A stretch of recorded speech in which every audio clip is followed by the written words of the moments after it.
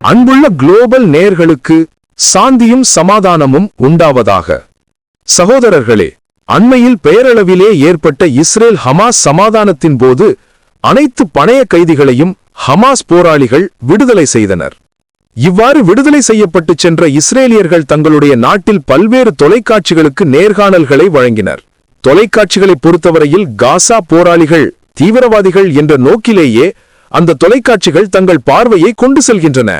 ஆகவே காசாவில் கைதிகளாக இருந்து விடுவிக்கப்பட்டவர்கள் காசா போராளிகளை பற்றி கூறிய எந்த ஒரு நல்ல கருத்துகளும் இஸ்ரேலிய பக்கங்களிலிருந்து வெளிவருவதில்லை. அதனால் விடுவிக்கப்பட்ட பழைய கைதிகள் கூறிய போராளிகள் பற்றிய உண்மையான நேர்காணல்களை எந்த தொலைக்காட்சி பத்திரிகைகளும் வெளியிடவில்லை. காசா போராளிகளை பற்றி நல்ல கருத்துகள் கூறுவது இஸ்ரேலில் முற்றுமுழுதாக தடுக்கப்பட்ட ஒன்றாக காணப்படுகிறது. இந்த வகையில் காசாவில் கைதியாக பிடிபட்டு இறுதியாக விடுதலையானவர்களில் ஒருவர் ஒரு மேற்கத்திய ஊடகத்துக்கு ரகசியமாக வழங்கிய பேட்டியொன்றை குறித்த அரபி யூடியூப் தளம் அரபியில் மொழிமாற்றம் செய்து வெளியிட்டது. அதை நாம் உங்களுக்கு புரியக்கூடிய வகையில் எளிமையான தமிழில் தருகிறோம். முழுமையாக கேளுங்கள். நான் சிறைப்பிடிக்கப்பட்டது 2023 அக்டோபர் 7ஆம் தேதி மாலை ஒரு இசை விழாவில் கலந்து கொண்டிருந்த போதுதான். அந்த இரவை என்னால் மறக்கவே முடியாது. அனைத்தும் சாதாரணமாக இருந்தது. இசை, வெளிச்சங்கள், நடனம், சிரிப்பு. பின்னர் திடீரென அனைத்தும் தலைகீழாக மாறியது. தொடக்கத்தில் தொலைவில் இருந்து வந்த சத்தம் பட்டாசுகளின் சத்தம் என்று நினைத்தோம். ஆனால் அடுத்த சில நிமிடங்கள் எங்கள் வாழ்க்கையை என்றென்றும் மாற்றிவிட்டது. வானில் ராக்கெட்டுகள் விழுவதையும் பின்னர் துப்பாக்கிச் சூட்டையும் கண்டேன். மக்கள் எல்லா திசைகளிலும் ஓடினார்கள்.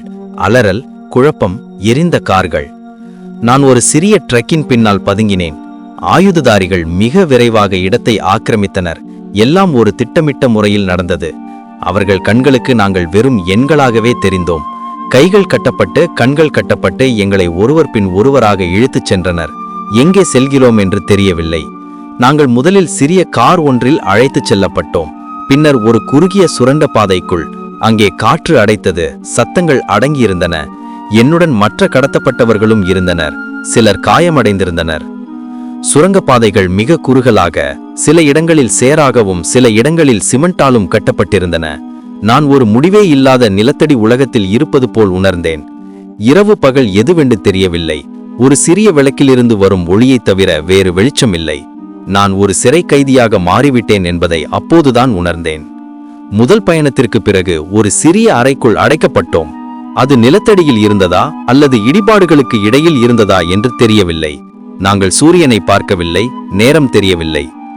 ஆரம்ப நாட்களில் கண்கட்டப்பட்ட நிலையில் ஒரு இடத்திலிருந்து இன்னொரு இடத்திற்கு மாற்றப்பட்டோம். சில சமயங்களில் பள்ளிகளிலும் சில சமயங்களில் மருத்துவமனைகளிலும், ஆனால் பெரும்பாலும் சுரங்கப்பாதைகளிலும் தான் இருந்தோம். எங்கள் அறையில் ஒரு மங்கலான விளக்கு மட்டுமே இருந்தது. 2 போர்வைகள் மற்றும் ஒரு நாளைக்கு 2 முறை சாப்பிட சிறிய ரொட்டி துண்டு. சில சமயங்களில் அது கூட இருக்காது. ஆனால் நேர்மையாக சொல்ல வேண்டுமானால் சில சமயங்களில் அவர்கள் நல்ல உணவையும் தருவார்கள். அவர்கள், நாங்கள் சாப்பிடுவது போலத்தான் நீங்களும் சாப்பிடுகிறீர்கள். சில சமயங்களில் நாங்களும் பசியுடன் இருக்கிறோம், உணவு கிடைப்பதில்லை என்று சொன்னார்கள். அவர்கள் உன்னை சொல்கிறார்களா என்று எனக்கு தெரியவில்லை. ஆனால் சில சமயங்களில் அவர்களின் முகங்கள் வெளுத்தும் உடல்கள் சோர்வாகவும் இருந்தன. வெளியில் குண்டுவெடிப்பு சத்தங்களை நான் கேட்பேன். சில சமயங்களில் சுவர்கள் நடுங்கும். சிலபோது மண்கள் எமது மேலுள்ள கூரையிலிருந்து விழும். இவ்வாறு நிகழும்போது ஒவ்வொரு முறையும் இதுவே எனது இறுதி முடிவு என்று நினைப்பேன். எங்களை காவலில் வைத்திருந்தவர்கள் எங்களிடம் அதிகம் பேசவில்லை. ஆனால் அவர்களில் சிலர் இளம் வயதினர், சிலர் நிதானமாகவும் தாம் நம்பும் ஒரு காரியத்தை செய்வதாகவும் அவர்களது நடத்தைகளிலிருந்து எனக்கு தோன்றியது. உண்மையை சொல்கின்றேன், அவர்கள் எனக்கு ஒரு நாள் கூட என்னை அடித்ததோ அல்லது ஏதாவது சித்திரவதை செய்ததோ கிடையாது. ஆனால் எங்களை யாரோ ஆட்களை கட்டுப்பாட்டில் வைத்திருக்கிறார்கள் என்ற தொடர்ச்சியான பயம் இருந்து கொண்டே இருந்தது. அந்த பயமே ஒவ்வொரு நிமிடத்தையும் எனக்கு யுகமாக மாற்றியது. கஷ்டமான நாட்கள் நகர்ந்தன. ரம்ஜான் வந்தது, பிறகு பண்டிகை வந்தது, பின்னர் கடுமையான குளிர்காலமும் வந்தது. சில இரவுகளில் எங்கள் மேல் பகுதியில் உள்ள மசூதி இமாம்கள் பிரார்த்தனை செய்வதையும் குழந்தைகள் வெளியில் சிரிப்பதையும் கேட்டு இன்னும் ஒரு உயிருள்ள நகரத்திற்குள் இருக்கிறேன் என்பதையும் உணர்ந்தேன். சில சமயங்களில் அவர்கள் தங்கள் வானொலியில் பதிவு செய்யப்பட்ட செய்தி அறிக்கைகளை கேட்க அனுமதிப்பார்கள். அது ஏன் என்று எனக்கு புரியவில்லை. ஆனால் வெளியே என்ன நடக்கிறது என்பதை அறியாது ஒரு வழியாக இருந்தது. போர் நீடித்துக் கொண்டிருக்கிறது.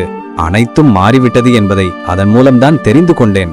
கடைசி மாதங்களில் குண்டுவெடிப்பு சத்தங்கள் மட்டுமின்றி நிலத்தை தோண்டுவது அல்லது பெரிய நகர்வுகளின் சத்தங்களையும் கேட்க ஆரம்பித்தோம்.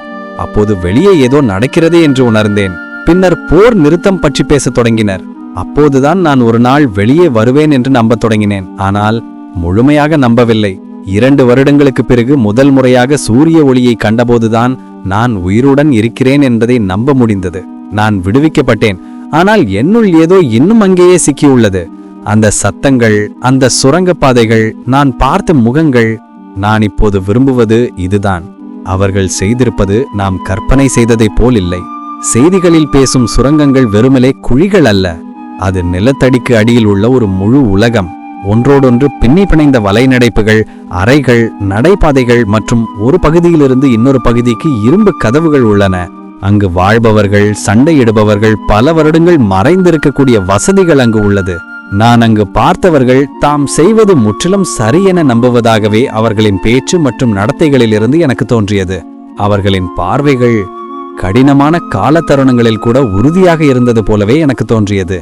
அவர்கள் தாங்கள் செய்வது தங்கள் வாழ்க்கையை விட பெரியது என்றே நம்புகின்றனர். இந்த உறுதிப்பாடுதான் எல்லாவற்றையும் வித்தியாசமாகவும் அதே நேரத்தில் பயங்கரமாகவும் எமக்கு ஆக்குகிறது என்று எனக்கு எண்ண தோன்றுகிறது. நாம் காசாவை பற்றி அறிந்திருப்பதாக நினைக்கிறோம். ஆனால் உண்மை என்னவென்றால் அதை பற்றி நாம் எங்களுக்கு என்றுமே தெரியாது. காசாவின் அடியில் உள்ளதைக் கண்ட எவனாலும் ஹமாஸ் போராளிகளை எளிதில் கட்டுப்படுத்த முடியும் என்று இனி ஒருபோதும் நம்ப முடியாது.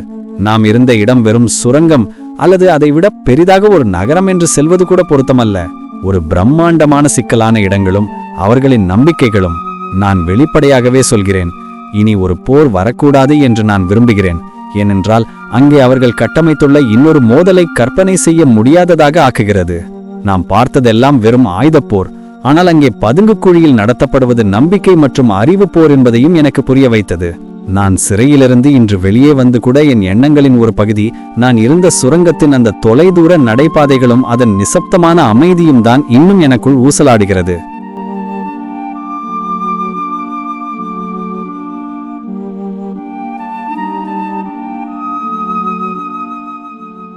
நன்றி நேயர்களே. மீண்டும் இது போன்ற நல்ல தகவலுடன் மறுபடி சந்திப்போம். சத்தியத்திற்காக வாழ்நாளை தியாகமிடும் காசாவில் உள்ள மனிதர்களின் முன்மாதிரி மிக்க செயல்களை எல்லோரிடமும் கொண்டு சேருங்கள். ஆகவே உங்களது இருக்கும் சமூக ஊடகங்களில் இவற்றை ஷேர் செய்ய மறவாதீர்கள். இது குளோபல் லைப்ரரி யூடியூப் தளம்.